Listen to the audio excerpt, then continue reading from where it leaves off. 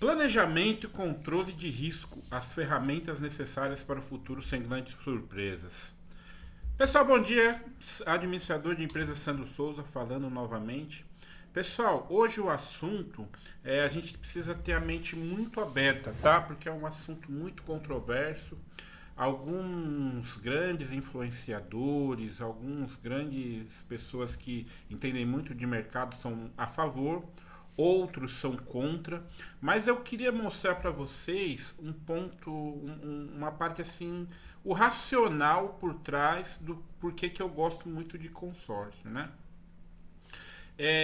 O consórcio não adianta eu ficar apresentando para vocês, todo mundo já sabe como que funciona o consórcio, mas eu queria que vocês prestassem atenção na ótica do administrador. O que eu acho da ferramenta de consórcio? Pessoal, hoje, se você for precisar adquirir um bem, seja um carro, seja um imóvel, máquinas agrícolas, né, bens de alto valor, enfim, você consegue utilizar o consórcio, tá? Então, qual que seria a opção que você tem quando você vai comprar uma casa? Você tem a opção de financiar num banco. Ou você paga à vista ou você financia. Quando você paga à vista, pessoal, o que vai acontecer? Digamos que você quer comprar um imóvel de R$ 500.000, tá? Vamos colocar aqui, R$ 500.000. O que vai acontecer, pessoal? 58.750 é o custo de oportunidade que você vai ter por deixar de investir esse dinheiro. Veja bem, o custo de oportunidade é aquilo que você deixa de adquirir, de ganhar, quando você escolhe A ao invés de B. Então, por exemplo, ao invés de escolher deixar o dinheiro na renda fixa, eu quero comprar um imóvel. Qual que é o meu custo de oportunidade? 58.750 ao ano, tá? E por que esse é o custo de oportunidade? Porque eu estou me baseando na taxa Selic. Obviamente que se você colocar isso daí no Tesouro Direto, você tem um rendimentozinho a mais, né, por mês, que é aquele spreadzinho que você ganha quando você vai comprar o título, tá bom? Mas em contrapartida também a gente tem o imposto de renda. Então vamos esquecer e vamos nos concentrar nos 11,75%, tá? E se vocês quiserem saber a taxa mensal, é muito simples. Vocês vão chegar aqui, ó. Inclusive eu recomendo muito esse site do Clube dos Poupadores. Tem bastante calculadora que pode ajudar a gente em uma tomada de decisão, tá bom? Para quem não tem acesso ao HP12C. Então vamos lá, vamos colocar aqui, pessoal, 11,75% em 12 meses. Você vai ter uma taxa de 0,9301. Então a gente volta aqui na nossa planilha, é muito simples, é só a gente abrir mais um espaço aqui e vamos colocar. Ao invés de... Aí a gente vai pegar essa célula aqui, joga para cá, e aí a gente vai mudar, né? Vamos ver quanto que deu. 0,9301. 0,009301. Então isso é o que você vai deixar de ganhar por mês, tá bom? Se você quiser, se você optar por comprar um imóvel, tá? Aí a gente vai voltar aqui no site do Banco Central, porque aqui no site do Banco Central a gente consegue ver uma média de taxa de juros das grandes instituições bancárias, tá bom? Então vamos nos ater a essas taxas de mercado, porque essas taxas reguladas são aquelas taxas do SFH, Minha Casa Minha Vida, Casa Paulista, enfim, são taxas que são subsidiadas pelo governo.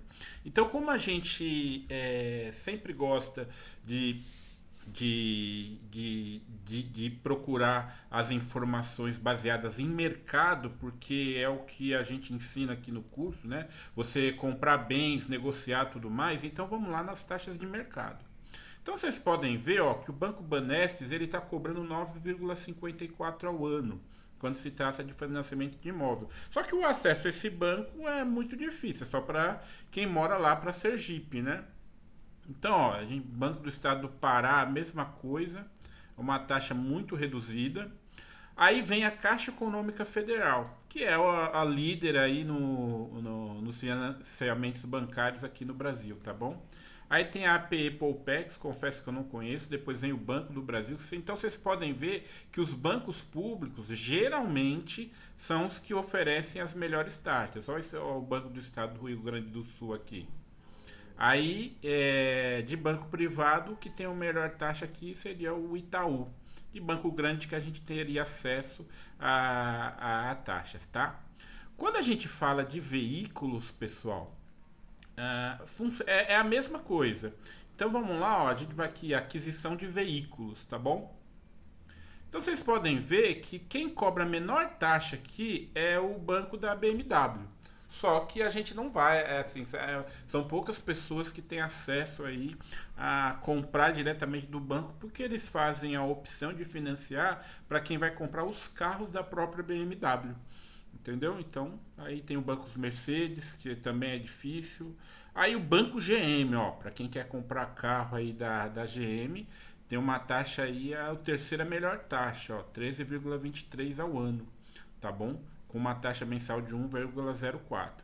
Então essa é a tomada de decisão, tá? Então a gente vai voltar aqui na nossa planilha, pessoal. Então vamos lá. Se você tem um custo de oportunidade de 4.650 ao mês, então é isso que você vai perder se você decidir comprar o imóvel, tá bom?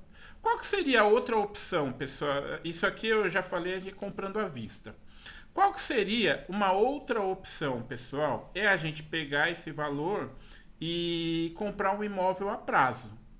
Então aí a gente volta aqui na planilha no site do Banco Central e a gente vai ver na taxa de mercado, vamos pegar a taxa aqui da Caixa Econômica Federal, 10,23. Então, ou seja, a hora que você optou por comprar um imóvel de 500 mil, sendo que desse valor você tem que dar 30%, né? Se for comprar pela Caixa, porque recentemente eles mudaram a forma, os valores de dar de entrada, antes era 20%, agora é 30% no mínimo, tá, pessoal? Então o que vai acontecer? Você, além deste custo de oportunidade, né? Você deixaria o dinheiro na renda fixa, você vai ter uma taxa de juros para pagar de 10,23% ao ano. Se você quiser saber a taxa ao mês, 10,23%, você vai ter uma taxa de 0,8150 ao mês. E aqui no site da Caixa você já tem o valor aqui ao mês, tá bom? Então, além de deixar de ganhar esses 4.650, você vai pagar, né? Você vai tirar do teu caixa 10,81, 10,23. Então a gente pega 0,81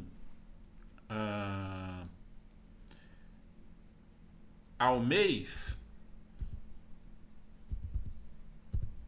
você vai ter que pagar 4.050 ao mês se você for financiar os 500 mil. Se você for financiar os 400 mil, na realidade, né? Porque 400 mil não, perdão. Os 350 mil, porque você vai ter que dar 70% de entrada. Aí você vai ter que pagar 2.835 ao mês, tá? Não necessariamente é todo esse valor ao mês, porque essa taxa de juros ela é diluída aí no sistema SAC e as parcelas vão caindo. Mas no final das contas, é isso que você vai pagar por mês, enquanto você não estiver amortizando as parcelas. Então o que acontece? O que muda aqui quando você decide, pessoal, utilizar o consórcio? Quando você utiliza o consórcio, você pode simplesmente, se você quer esses 500 mil, você aplica numa carta de crédito de 1 milhão, tá? com um lance embutido de 50% ou um lance embutido de 30%, tá? E aí, olha que legal, você vai pegar desse valor e vai ter que dar um complemento de lance na ordem de uns 20% do 1 milhão. Então você dá 200 mil reais de entrada e aí você vai conseguir ter o imóvel que você quer de 500 mil, certo? Você utilizou 200 mil, que seria para você conseguir dar o lance. Você me entendeu? Aí vai sobrar os 300. E como é que você vai fazer, pessoal, para financiar os 300 que faltam? Você vai utilizar a carta. Só que a grande diferença, pessoal, é que aqui, ó, a taxa que você vai pagar de administração no consórcio. O consórcio funciona assim, ó. Vamos lá ver quanto que deu o IPCA do ano passado. Deu 4,62. Então a taxa do consórcio vai funcionar assim, ó. 4,62, que seria o IPCA, mais uma taxa de administração do consórcio que na realidade, pessoal, essa taxa gira em torno aí de 20 a 30%, tá? Existem algumas administradoras que cobram menos, mas vamos colocar aqui na média de 20 a 30%, que vai dar essa taxa anual aqui de 2,5583. Então, os 2,5583 mais os 462, você vai ter uma taxa anual de 7,18. E esse spread é o que você vai ganhar. Tá bom, pessoal? Se você optar em usar o consórcio, ao invés de deixar o dinheiro na renda fixa. Se você for aí o que vai acontecer, pessoal? Esse valor do spread você vai conseguir deixar ele rendendo para ajudar a pagar as parcelas do consórcio, que são menos parcelas e a taxa é menor. Então vocês podem ver, pessoal, que no consórcio vocês têm uma opção de ter uma taxa menor, tá? E prazos menores. Então você vai ter um dispêndio, vai tirar pouco capital do seu caixa. Porque aqui na consultoria a gente não fala que a gente tem reserva de emergência e tudo mais. A gente sempre trabalha na questão do caixa e capital de giro, seja na pessoa física ou na pessoa jurídica, tá bom?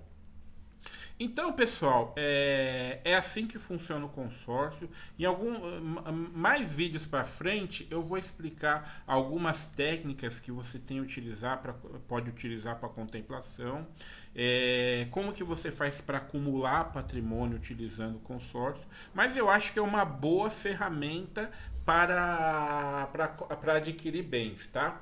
E sempre lembrando, pessoal, o consórcio você tem que utilizar quando você consegue se planejar, consegue se programar e principalmente quando você tem um caixa disponível para fazer frente ao lance, porque vocês podem ver, ó, que a gente vai ter que tirar 200 mil reais praticamente do bolso para conseguir dar o lance na carta de 500. Então você vai financiar 300 mil ao invés de 500. Tá? Então você precisa ter um caixa para conseguir dar esses lances, porque ali na entrada do financiamento, por exemplo, você vai financiar 500 mil, se for pela Caixa Econômica, você vai ter que dar 150 mil de entrada, que seria os 30% que a Caixa exige, né? Então, pessoal, é uma coisa que vale a pena. A diferença entre a entrada e o valor do lance, ela fica pequena se você for observar aí o que a gente consegue ter de vantagem na taxa de juros. Tá bom? E sempre lembrando, pessoal, quando você faz a opção de comprar no consórcio pelo CNPJ, porque, veja bem, ó, as parcelas vão ser maiores, obviamente, que você tem que ter essa consciência. Só que o prazo de financiamento é menor. Geralmente são em torno de 180 a 200 meses no consórcio. Então, quando você vai comprar, por exemplo, o imóvel aqui pelo CNPJ, você não pode esquecer que você, no balanço da tua empresa, você vai ter a questão da depreciação, tá bom? Dentro do balanço. Quando você tiver no lucro presumido, lucro real ou simples nacional, você tem a depreciação do imóvel contando no teu balanço. Isso daí, pessoal, você precisa tomar muito cuidado quando você for fazer a revenda deste imóvel, tá? Porque você vai ter que pagar impostos altos se a sua empresa não for com um objetivo específico de negociação de imóveis ou rendimento dos aluguéis, tá? Mas em contrapartida, nós temos a valorização do imóvel, tá? A gente que trabalha com o mercado imobiliário, a gente tem mais ou menos uma média que os imóveis eles se valorizam junto com a inflação anual, tá? E isso depende muito, por exemplo, na questão de apartamento. Vai depender muito em que posição, em que andar ele está, qual a região do imóvel que você vai comprar, né? Então essa taxa de valorização ela pode variar de acordo com essas características do imóvel. Tá bom, pessoal? Mas pelo menos ele corrige junto com a inflação. Algumas regiões valorizam mais, outras regiões valorizam menos, mas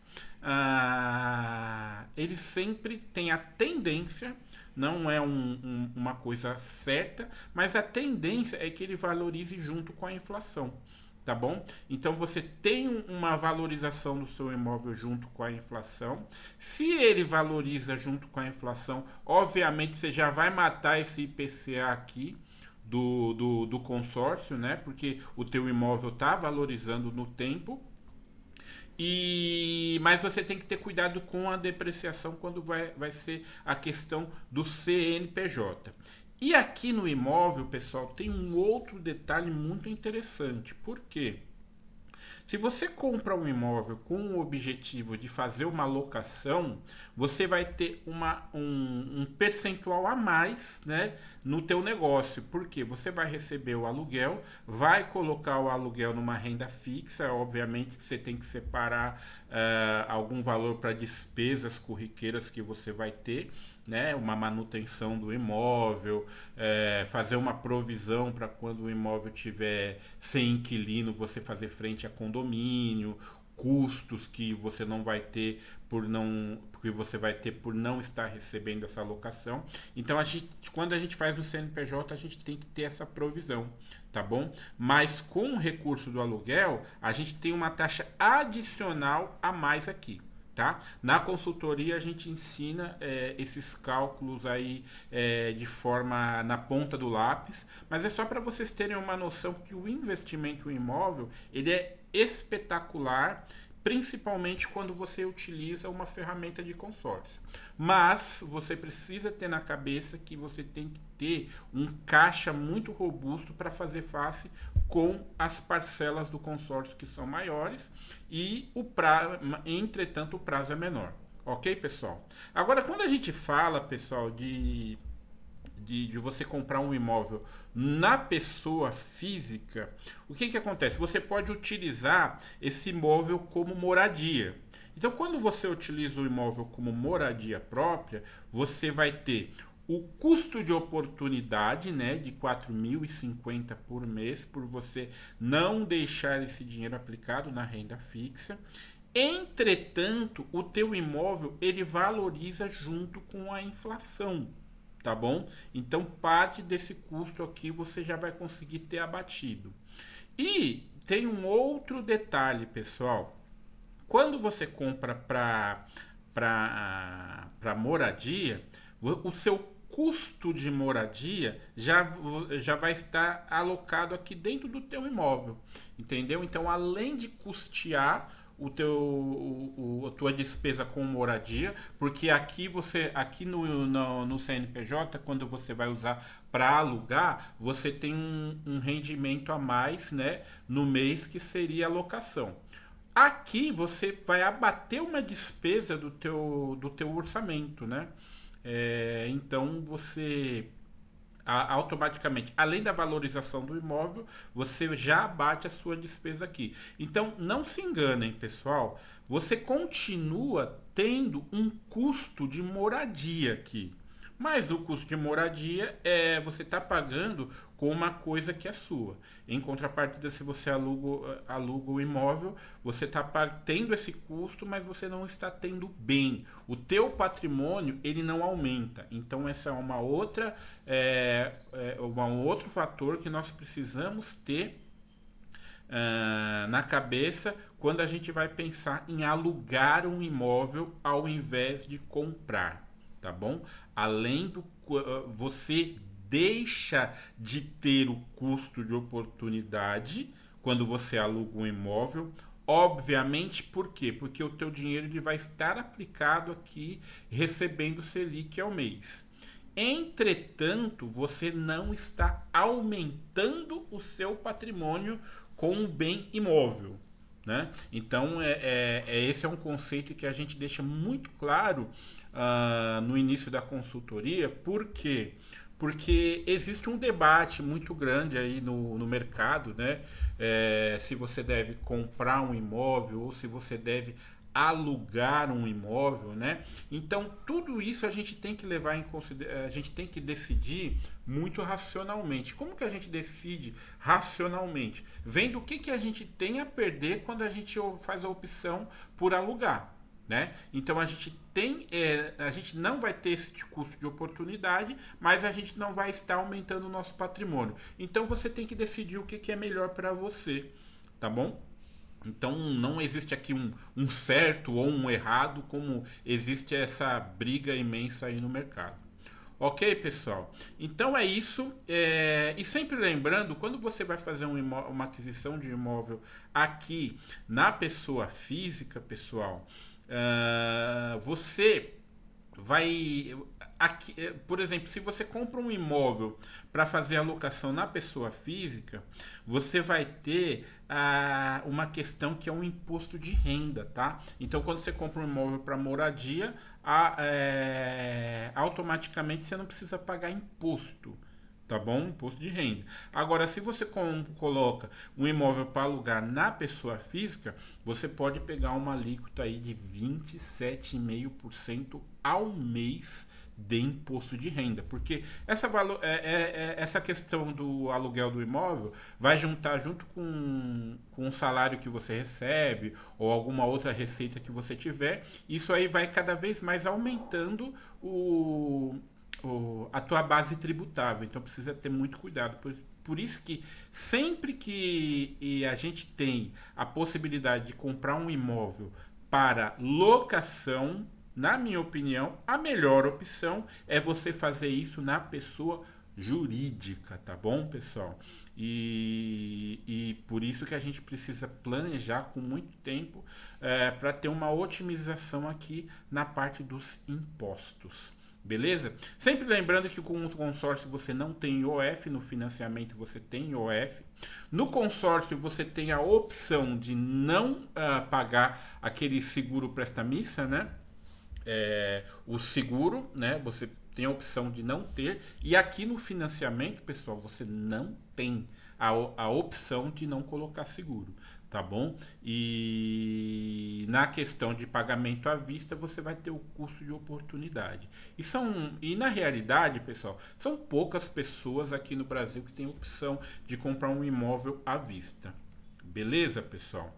E, pessoal, sempre lembrando que o consórcio, ele é uma opção para quem consegue se planejar e para quem tem caixa, tá bom, pessoal? Eu só recomendo o consórcio para aquelas pessoas que não conseguem de forma alguma juntar dinheiro. Se você tem muita dificuldade de juntar dinheiro, de fazer uma poupança, que é um problema crítico aqui na população brasileira, porque a gente tem muita dificuldade, os nossos níveis de poupança, eles são muito baixos. Então, você precisa, na realidade, muitas pessoas precisam ter alguma coisa para pagar por mês para conseguir ter alguma coisa na vida. Então, sempre a opção é feita pelo financiamento. Se você tem dificuldade de poupar, você não consegue juntar aquela graninha mensal para comprar alguma coisa, uma excelente opção é o consórcio, porque se der um problema, você precisa parar de pagar, óbvio que aquela grana vai ficar travada. Você só vai receber lá no final do plano teu valor corrigido. Mas é uma possibilidade que você tem de juntar um dinheiro. É o famoso boleto do bem, é o que eu chamo, né? Então você vai pagando mensal e você tem a opção de esperar ser contemplado. Tá bom, pessoal? Então, lembrem-se, consórcio, se você for fazer, se você tem dificuldade de juntar uma grana, uma boa opção é o consórcio, porque você vai pagando aquele boletinho do bem e você tem a opção de parar de pagar se você der algum problema na sua vida. E aí você pode, nesse meio, ser contemplado e adquirir o seu bem, tá?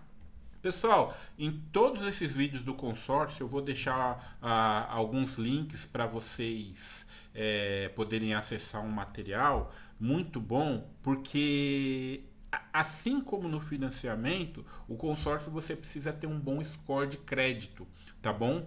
E eu já fiz alguns cursos aí sobre score, como você aumentar, como você manter aquela pontuação boa. Então eu vou deixar uma indicação de um excelente profissional aqui, que eu acredito que tanto para pessoa física como para pessoa jurídica, é um excelente curso para vocês aprenderem a administrar esse score, tanto no CPF como no CNPJ. Então eu vou deixar sempre aí uma indicação para vocês. Eu espero que eu possa ter ajudado com esse vídeo. Fiquem com Deus, sucesso e paz.